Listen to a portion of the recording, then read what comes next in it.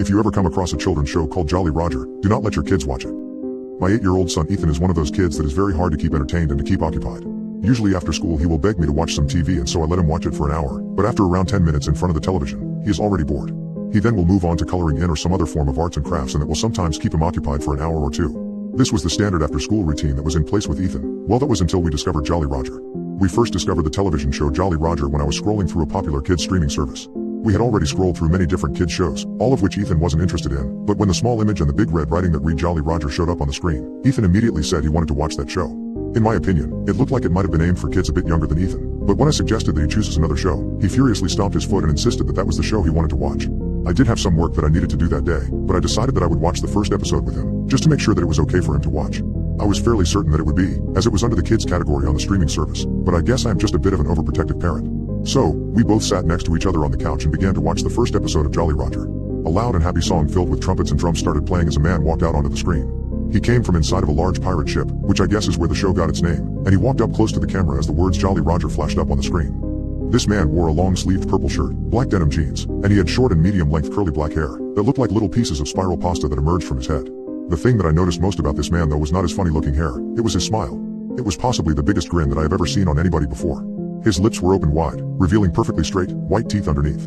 The corner of his lips were almost up level with his nose, and it almost looked like his lips were being pulled back in order to smile as wide as he was. This man then began to talk. "Hello kids, how are we all today? I hope we are all happy.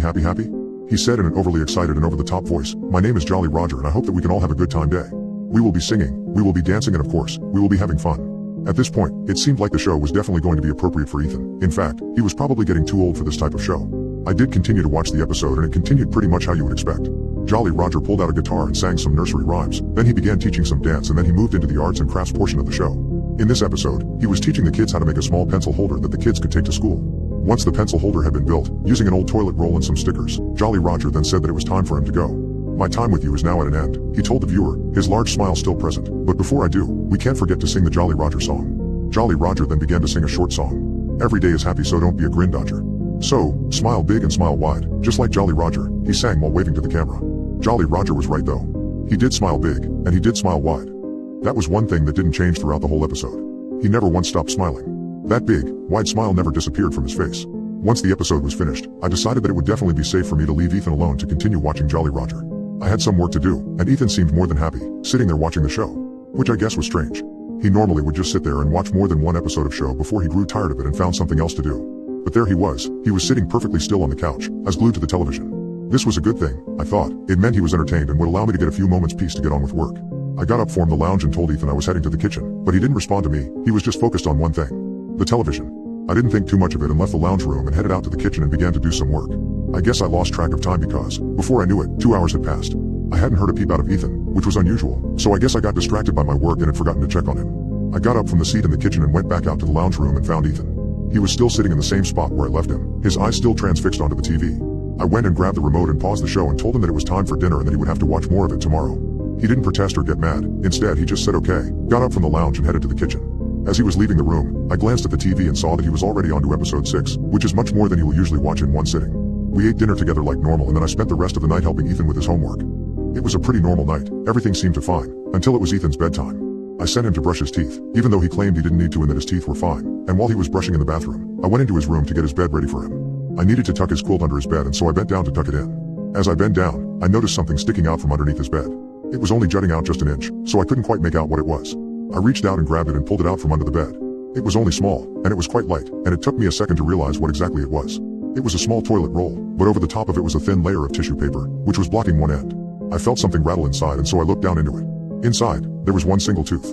It was only a small tooth and so I knew that it probably belonged to Ethan. At this point, I heard some footsteps behind me and so I turned around and saw Ethan standing at the doorway, one hand behind his back.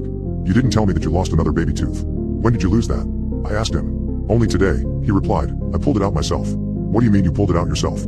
I asked him, growing concerned as to why he would pull his own tooth out and place it into a toilet roll. Ethan looked at me for a second before replying. "Because Jolly Roger told me to. He told me that the magic wouldn't work if I didn't do it. It was a part of his arts and crafts. He told me that I needed one of my teeth and that I also needed some of your blood. Some of my blue." Before I could finish my sentence, Ethan suddenly stepped towards me and pulled his hand out from behind his back. In his hand he was holding one of my razor blades. I don't even know how he managed to get it. I always keep them out of reach, but I guess it didn't matter now because he was holding one and he was walking towards me. I dropped the toilet roll holder and reached out my arm to grab the blade off of my son. He then swung his arm towards my hand, and I felt pain sear through my index finger. The razor blade had left a long, narrow cut along the top of my fingertip. Blood began to emerge from the wound. Ethan then quickly bent down, picked up the toilet roll holder that I had dropped and placed on top of my finger.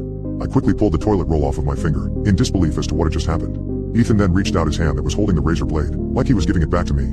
I snatched it off of him and began to berate him. Maybe, I was way too harsh on him, but I gave him a strong and probably quite loud talking to. He seemed upset, like he was remorseful for what he had done. I then put him into his bed and left the room, grabbing the toilet roll holder that now contained Ethan's tooth and was smeared in my blood. I went out of Ethan's room, slamming the door behind me. Something he said was beginning to worry me though. Jolly Roger told me to. I didn't really know what this meant, but I knew that there was a way of finding out. I spent the next couple of hours watching through the episodes of Jolly Roger. Everything I watched though seemed normal. It was a lot of singing and dancing and through the arts and crafts section. He only ever made innocent little crafts, like you would normally see on kids shows. There was no mention of teeth or of drops of your parents' blood. I really didn't know where he got all of that from because it wasn't in any of the episodes I had just watched. I was just finishing watching episode 6 and I could hear Jolly Roger singing, like he always did, smile big and smile wide. Just like Jolly Roger, he sang, his big smile flashing towards the camera. Just as he sang the words comma just like Jolly Roger, that's when I felt it.